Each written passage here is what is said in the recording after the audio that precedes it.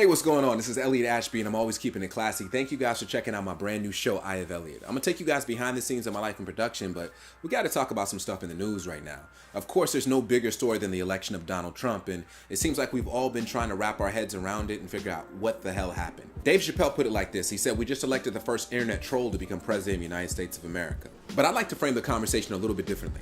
I like to suggest that Donald Trump is the first rapper to become president, that the Make America Great Again campaign served as his mixtape, the MAGA Mixtape, and that for the next 4 years, we're all going to be forced to hear his album, whether we like it or not, because he just signed to the largest record company in the world, the United States of America.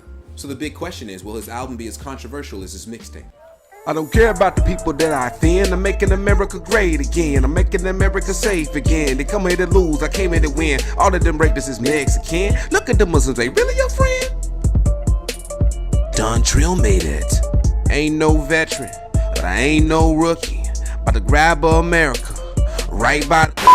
Now, why would I say Donald Trump is a rapper? Well, think about it for a minute. Every negative comment you can make about rap music, you could also say about the next president of the United States of America. He objectifies women, promotes violence, uses obscene and vulgar language, is always talking about how awesome he is and how many things he owns, overstating his wealth, and lastly, this guy is always starting beefs with everybody, and a lot of times, these beefs start on Twitter with his Twitter fingers. Because you know he's always going after everybody. Yo, bro, you need to take some yoga. You got a lot of negative energy. That's why your skin is orange.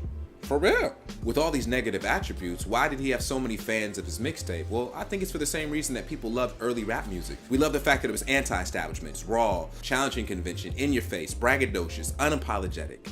And a lot of Trump fans feel like he's really keeping it real. Even if that meant real racist, real sexist, and real xenophobic. In today's time, people normally use coded language to talk about blacks, talk about Mexicans, talk about women, but he pretty much went out and said exactly what he thought. And some people really admired that. The media has called these people racist. Listen, I don't want to follow in Donald's footsteps in making broad generalizations about groups of people, so I'm not going to make a broad generalization about Trump supporters. But I do know they were willing to overlook certain things. And I would venture to say that Trump supporters love the fact that he spat in the face of political correctness. He said exactly what he wanted to say on his own terms. And in rap music, one of the most important things is being authentic, keeping it real, being your real self. Even if that real self is a douchebag, at least you're showing the world who you are. Having Donald Trump as a president is surreal. It's about as surreal as turning on the radio and listening to mumble rappers and trying to figure out how the hell did this happen. And I think there's a lot of comparisons that can be drawn between mumble rap and Donald Trump. Rap music has always been very much about the lyrics, but in mumble rap, lyrics aren't the most important thing. It's more about the rhythm, it's more about the melody, and about making you feel something. I'd argue that Donald Trump is the exact same way. It wasn't necessarily about substance or about policy, but a lot of it was about emotional appeal, about making people feel something.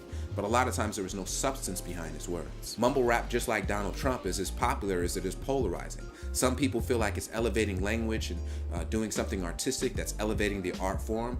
Other people feel like it could be the end of rap music. In the same way, some people feel like Donald Trump could be the end of the republic. And maybe both of those stances are overreactions, but I don't know. If you've seen the early track list for Donald Trump's new album, it is looking pretty scary. He's got tracks on there like Muslim Registry. He's got producers on this album that are white nationalists. Can you imagine if Barack Obama had a black nationalist in his cabinet? They would go crazy. Some of the writers, some of the producers, some of the artists that are featured on this album are terrible. What will you do? Are we just gonna cover our ears for 4 years and try to block out the noise? Or are we gonna educate ourselves and pick up activism and begin to make our voices heard? Or we could just move to Canada. Justin Trudeau's the man. I appreciate you guys. Leave your comments down below. And if you're a Trump supporter, hopefully we can have ourselves a meaningful dialogue. If not, you can just be a troll and leave me comments down below, like the Donald would do. To see this guy, I don't know what I said, I don't remember.